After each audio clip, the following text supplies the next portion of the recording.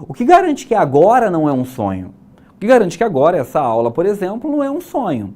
Ele vai dizer que não é porque eu estou pensando. E o ato de eu pensar mostra que isso não é um sonho. Porque caso eu estivesse sonhando e eu pensasse, ou eu acordaria, ou passaria a ter um sonho lúcido, mas eu não conseguiria ficar dormindo. E aí a grande questão para ele é a seguinte: se os sentidos me enganam quando eu estou sonhando, os sentidos não são confiáveis.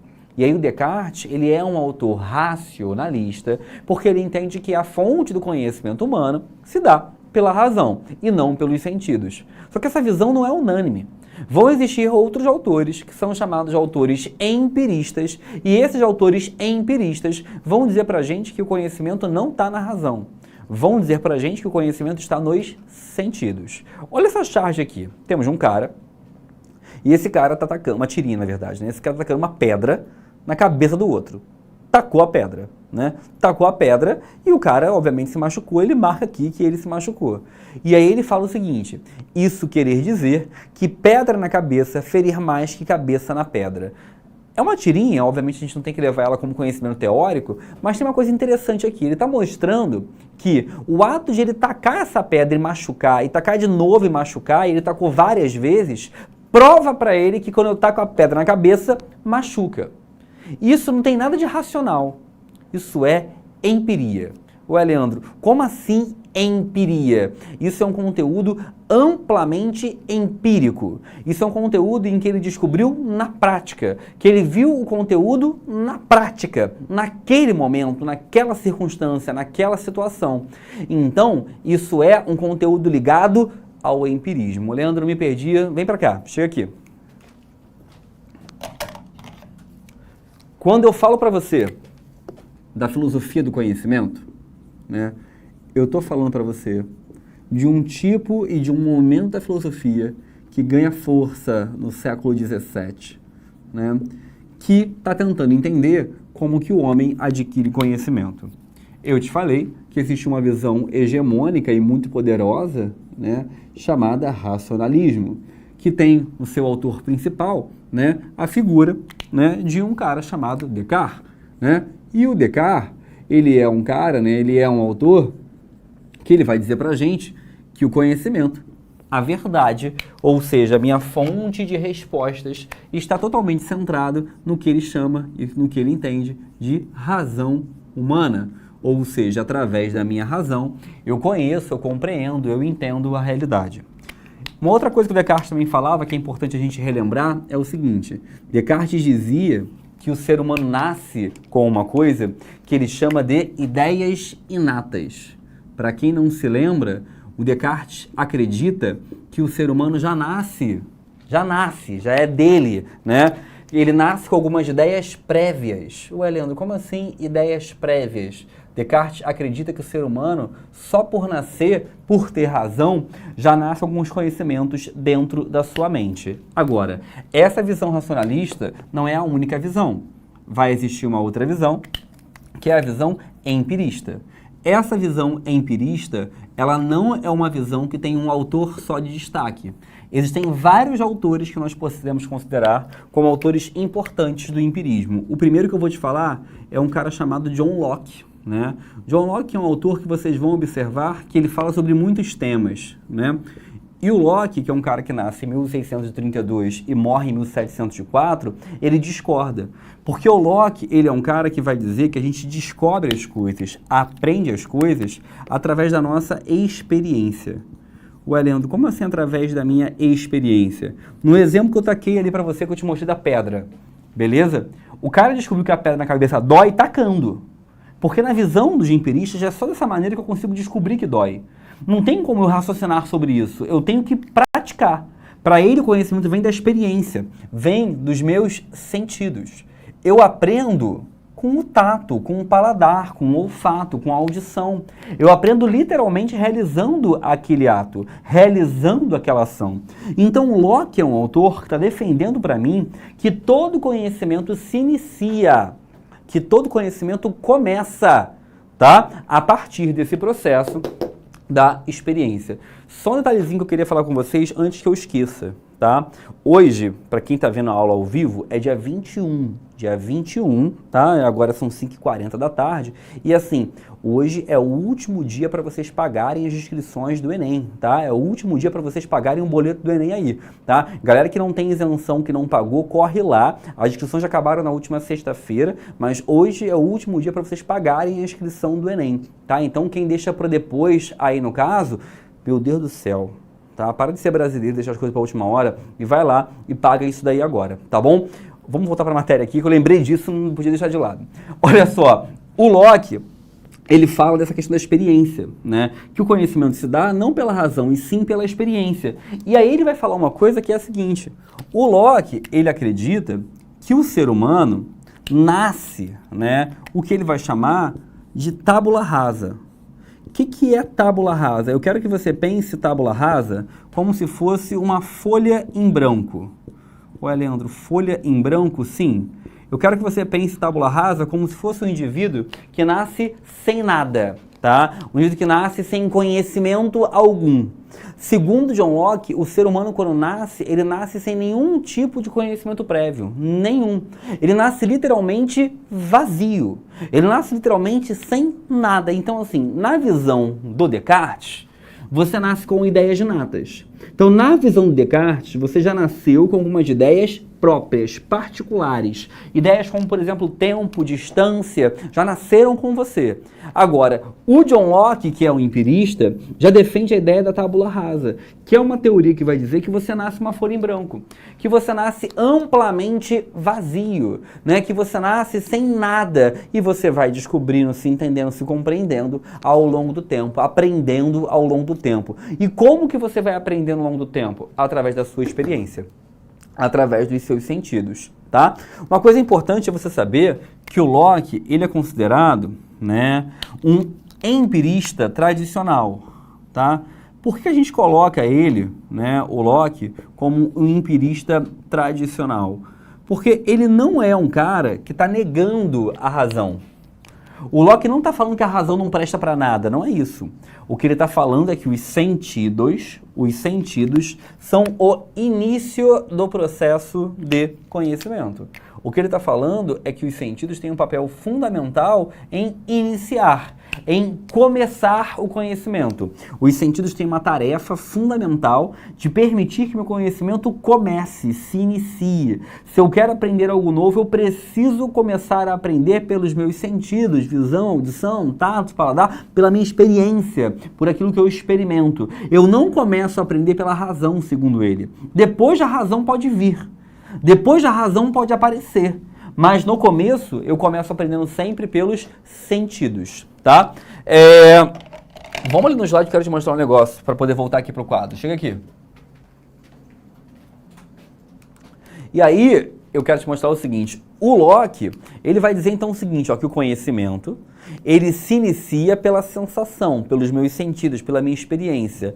Agora, depois que eu comecei, eu vou usar a reflexão. Eu vou usar a reflexão e a reflexão ela vai ser importante para eu ser crítico. Eu posso refletir sobre os meus sentidos, eu posso refletir sobre minha visão. Agora, eu começo pelos sentidos, depois eu parto para um processo de reflexão. Tá aqui o John Locke, tá?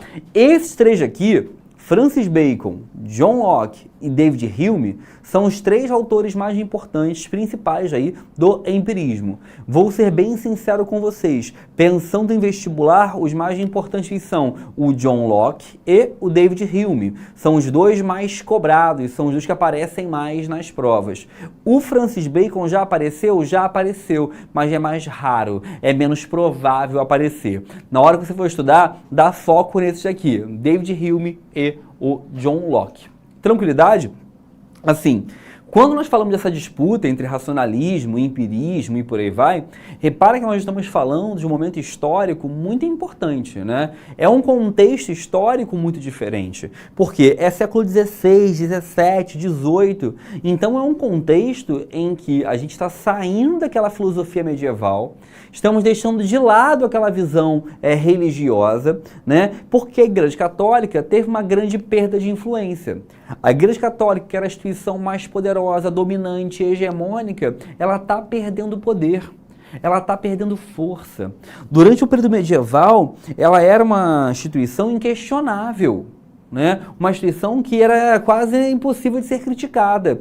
Quando chega no século XVII, principalmente, já começam a existir denúncias, né? Na verdade, XVI, né? XVII é a continuação de indulgências, de simonias. Para quem não sabe, indulgência era a ideia da venda do perdão que a igreja praticava. As simonias era a venda de artigos religiosos, que também era realizado. E segundo, né, algumas pessoas da época, isso vai gerar aos poucos uma perda de poder da Igreja Católica. Até porque vão surgir outras religiões. Vão surgir religiões, por exemplo, a partir da Reforma Protestante, né? Religiões como a luterana, calvinista, anglicana e por aí vai. Então, vamos organizar o pensamento. Se o homem, durante séculos, séculos, séculos, quase um milênio, trouxe todas essas respostas com base na igreja, e agora a igreja está perdendo importância, é natural que novas formas de resposta comecem a surgir. E é daí que o racionalismo e o empirismo começam a ganhar força. Porque o racionalismo e o empirismo começam, de alguma maneira, a aparecer, a serem divulgados, a serem difundidos como forma de tentar explicar o mundo sem a utilização de uma divindade, sem a utilização de um Deus, de algo superior, de algo extraterreno, de algo que está além do próprio homem. Beleza? O John Locke, né, ele quando fala pra gente que ele valoriza esse conhecimento sensível, né, ele está sendo um cara que, novamente, ele não está dizendo que a razão não é importante. Ele está dizendo que os sentidos são o início de um processo de conhecimento. E a reflexão pode vir depois. E para mostrar isso, ele vai dar um exemplo. Quer ver? Através dos meus sentidos, eu consigo descobrir a cor das coisas, o odor das coisas, a textura das coisas. Quer ver um exemplo? Deixa eu pegar aqui. Aqui tem um pano, que é esse pano aqui, que a gente usa para apagar o quadro. Né? A gente bota álcool e a gente usa para apagar o quadro ali. Porque com o apagador fica manchado, a gente usa um pano com álcool. Né? E aí vamos lá, esse pano tem uma cor. Ele é preto, tá manchado de caneta aqui. Ele tem um odor, cheiro de álcool, né? Porque a gente usa para apagar o quadro. Ele tem uma textura, que é uma textura áspera. Agora, essas qualidades, cor, odor, textura, eu estou descobrindo elas com base nos meus sentidos. Eu estou descobrindo elas com base na minha visão, audição, tato, paladar, olfato, com os meus sentidos. Agora, as características primárias de um objeto, eu só descubro usando a minha reflexão. Porque a forma disso aqui, a extensão, o volume, eu vou precisar de um pensamento racional. Ou seja, eu vou precisar da minha racionalidade para entender esse processo. E aí tem uma coisa importante para a gente. Por quê? Ele está falando exatamente isso. Os sentidos iniciam o processo de conhecimento, descobrem as características secundárias dos objetos. Depois eu vou usar a razão, e aí a razão vai me permitir conhecer as secundárias, mas também as primárias. Tá? Vamos lá. Matheus Ferreira dos Santos. Boa noite, professor. Assim como Platão, o Locke também pode ser considerado dualista? Não, tá? Por que não? Porque, Matheus, o Locke ele não está falando que a razão leva ao conhecimento, não. Ele está falando que os sentidos sempre iniciam um conhecimento, a razão só vem depois. O Platão colocava os dois como possibilitadores de pensar e de tentar encontrar conhecimento. O Locke está fazendo outra coisa. O Locke está pegando a razão e falando que a razão vem depois dos sentidos, tá? Por isso que ele não é chamado de dualista. Outra pergunta aqui é o seguinte. Peter Park. Professor, os sentidos são intrínsecos e particulares a cada pessoa. Logo, a interpretação será diferente. Logo, a visão empirista não é uniformizada devido às opiniões diversas. Peter Park, olha só, nenhum tipo de conhecimento ele vai ser universalizado. Né? Ele vai ser igual para todos. Da mesma forma que os sentidos não são iguais para cada pessoa, cada indivíduo tem sua percepção e sua capacidade racional. Ou seja, os indivíduos vão enxergar e observar a realidade de forma diferente, de forma distinta aí no caso. Tá bom? Tranquilidade? Gente, e a outra coisa que a gente já falou aqui um pouquinho é a diferença, né, do Locke para o Descartes. Descartes falava das ideias inatas, essas ideias que já nascem com o indivíduo, e o Locke falava que o homem é uma tábula rasa, ou seja, o homem nasce uma folha em branco, o homem nasce sem conhecimentos prévios e por aí vai, tá? Vamos falar do segundo, que é o Francis Bacon. Francis Bacon é um cara que vai escrever um livro chamado Novum Organum, né? Esse livro, Novum Organum, ele é inspirado numa obra do Aristóteles. O Aristóteles tem um livro chamado Organon, né? E ele vai pegar e vai chamar o Novum Organum, ou seja, estou reescrevendo a obra aristotélica, né? É bem ousado o Francis Bacon nesse ponto, né? E a grande intenção do Francis Bacon, quando escreve esse livro, é mostrar que se você quer chegar ao conhecimento empírico, você tem que se afastar de algumas ideias erradas que normalmente nós temos. Como assim algumas ideias erradas que normalmente nós temos? Ele vai chamar essas ideias erradas de pré-noções ou de falsas noções. E o nome que o vestibular chama são os ídolos de Bacon. Como assim ídolos de Bacon? Ele vai dizer que todos nós somos recheados de ídolos. Os ídolos são falsas noções, são falsas percepções que nós temos, e essas falsas noções, falsas percepções, nos afastam do conhecimento. Essas falsas noções, falsas percepções, nos afastam do conhecimento. E aí, eu preciso me afastar desses ídolos, tá? Vou te dar um exemplo para ficar mais fácil. Primeira coisa, ele vai dizer que existe um ídolo que é o ídolo da tribo. O que é o ídolo da tribo? Às vezes, o homem tenta entender, ou ele tenta conhecer, aquilo que vai além das suas capacidades. Como assim? Eu, Leandro, eu sou um ser humano. E como um ser humano, eu não posso voar. Não rola, né? Eu não vou voar. E se eu não vou voar, eu não tenho como conhecer nunca a sensação do voo. E eu tenho que ter essa noção muito clara. Porque senão ele vai dizer que se eu ficar tentando conhecer coisas que vão além das limitações humanas, né, eu vou me frustrar. Eu vou tentar angariar conhecimentos que eu não vou conseguir chegar lá. Ele chama isso de ídolo da tribo. É a primeira falsa noção. É essa ideia de buscar conhecimentos de coisas que eu não tenho como conhecer, que eu não tenho como saber. Segunda coisa que ele vai falar, né, são os ídolos da caverna. Como assim ídolos da caverna? Vou te dar um exemplo. Todos nós se enxergamos de uma certa maneira. Eu, Leandro, me vejo de um jeito. O Renan se vê de um jeito, o Adelino se vê de um jeito, né? A Ana Costa, a Valéria Tupinambá, né? A Beatriz Porto. Cada pessoa se vê de um jeito. Todos nós nos enxergamos de uma maneira. Agora, nem sempre a forma como a gente se enxerga é como a gente é. E eu não estou falando de aparência, estou falando de personalidade. E ele vai dizer que é muito importante a gente saber isso. A gente conceber, a gente compreender, a gente deixar claro em nossa mente que nós não somos sempre aquilo que nós pensamos. E se a gente tiver isso claro, a gente está afastando esse ídolo da caverna, que é essa noção de acreditar e de achar que eu sou exatamente como eu acho que sou, porque eu não sou. Pô, Leandro, estou perdido, que assunto difícil, confuso. Vem para cá. Francis Bacon, autor empirista, que quer mostrar que se eu quero realmente conhecer, se eu quero realmente entender, se eu quero realmente aprender algum conhecimento, eu preciso me afastar das falsas noções. Essas falsas noções ele chama de ídolos. Ídolos são pensamentos errados que eu posso ter. Pensamentos errados que podem me levar ao equívoco e ao erro na hora de conhecer alguma coisa. Primeira coisa que ele manda me afastar são os ídolos da tribo. Eu entender que o ser humano tem limitações. Segundo, ídolos da caverna. Eu entender que eu não sou exatamente como eu sou.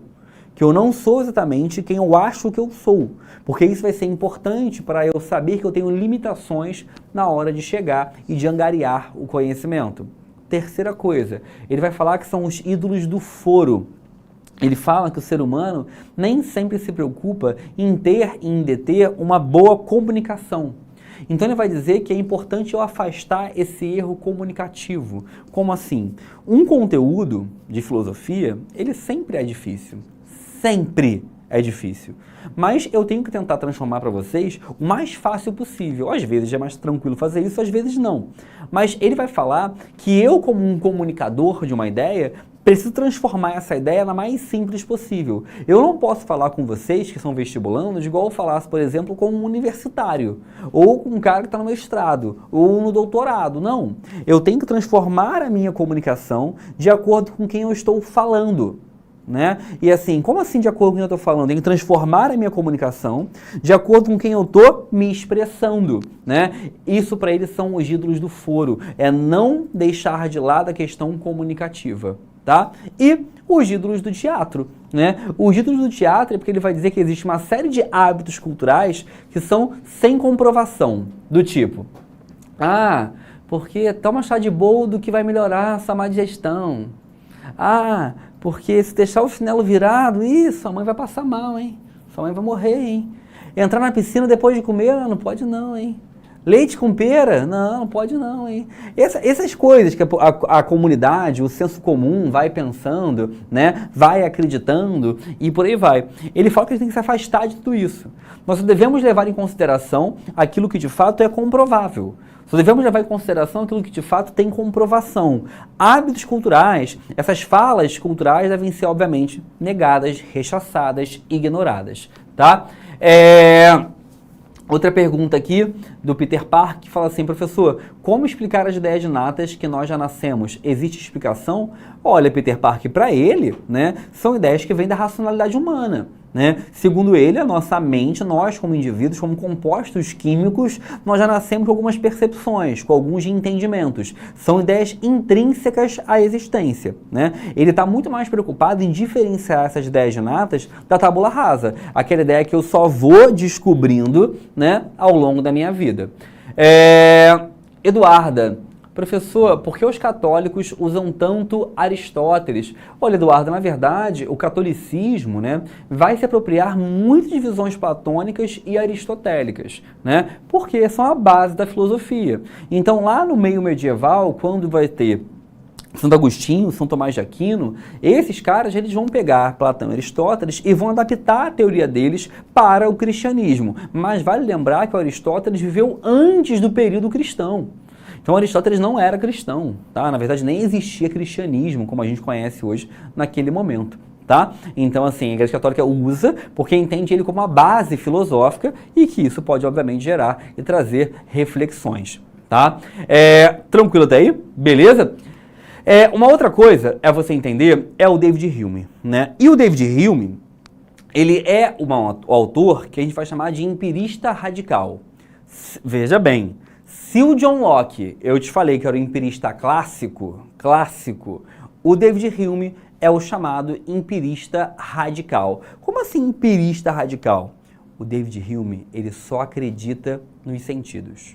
Ele só acredita nos sentidos. Eu já vou te explicar como.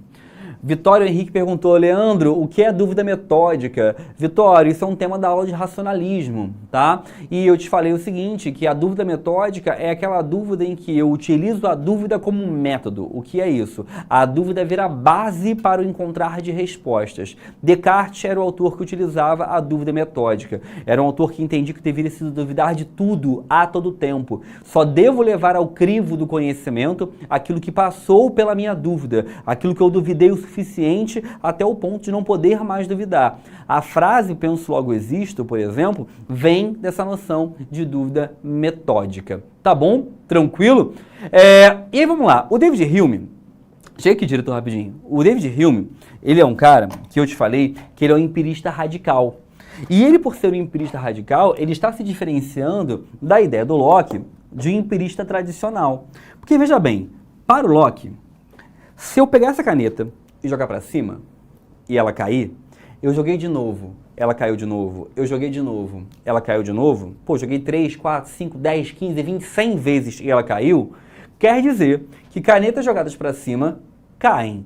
Então a minha experiência me mostrou, né, que o ato de jogar uma caneta para cima vai fazer que ela caia posteriormente. Ou seja, o Locke é o empirista tradicional porque ele usou os sentidos para iniciar o conhecimento. Depois que eu joguei e caiu, joguei e caiu, joguei e caiu, joguei e caiu, eu vou usar a minha razão e vou concluir que sempre que eu jogar uma caneta para cima, ela vai cair. Agora, essa é a visão do Locke. O David Hume, ele pensa diferente. Ué, Leandro, por quê? Porque o David Hume vai falar assim, beleza, joga para cima aí. Joguei. Legal, caiu. Então quer dizer que dessa vez ela caiu. Joga de novo. Beleza, caiu de novo, caiu até demais agora, né? Quer dizer que dessa vez ela caiu. Ah, Leandro, mas se eu tacar de novo agora, ela vai cair de novo. E aí o Hume vai dizer assim, quem garante? Ué, Leandro, como assim quem garante? Sempre que eu joguei ela caiu. Então ela vai cair de novo. Olha lá, caiu de novo. Legal. Quem garante que vai cair de novo, ela cai de novo. Ah, Leandro, sempre vai cair. É a gravidade, Leandro. Vai cair, é óbvio que vai. David Hume vai dizer uma coisa. Só dá para saber que algo vai acontecer na hora que ele acontecer. Ele vai falar uma frase famosa que ele fala assim: quem garante que o sol vai nascer amanhã? Ué, Leandro, como assim? Quem garante que o sol vai nascer amanhã? O David Hume diz que só dá para confiar em algo na hora que ele acontece, na hora que ele realmente ocorre. É um empirista cético, né? Ele vai falar para nós, né, que o conhecimento se dá no momento em que ele ocorre. Ou seja, eu não tenho como criar uma relação de causa e efeito. Eu não tenho como criar uma relação de suposição. Eu não tenho como criar uma relação lógica achando que algo vai acontecer só porque sempre aconteceu. Isso é uma ideia. E essa ideia, ela não necessariamente vai se comprovar. Então o Locke está dizendo para nós uma coisa. Ele está dizendo para nós que eu só posso confiar naquilo que meus sentidos me veem, naquilo que meus sentidos me demonstram, né? Naquilo que meus sentidos te apresentam. Qualquer conclusão a partir disso é só uma ideia. É uma ideia que não necessariamente é comprovada.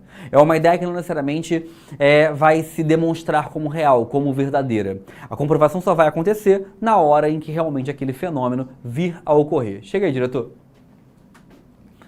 Pergunta Peter Parker de novo. Professor, existe correlação da alegoria da caverna do Platão e os ídolos da caverna de Bacon? Não, Peter Parker, não tem, tá? Na verdade, a alegoria da caverna é uma tentativa do Platão de demonstrar que os sentidos são enganosos. Ela tem mais a ver com o argumento do sonho, né? Do Descartes, que também quer mostrar ali os sentidos como sendo enganosos, como sendo errôneo e por aí vai. Tá? O David Hume, né, ele é um empirista, e tem um outro cara que a gente nem ensina porque nunca caiu no vestibular, chamado Berkeley. E aí o Berkeley ele fala uma coisa que é para deixar a galera maluca, que é o seguinte: não me xinga, tá, gente? Não foi eu que escrevi isso.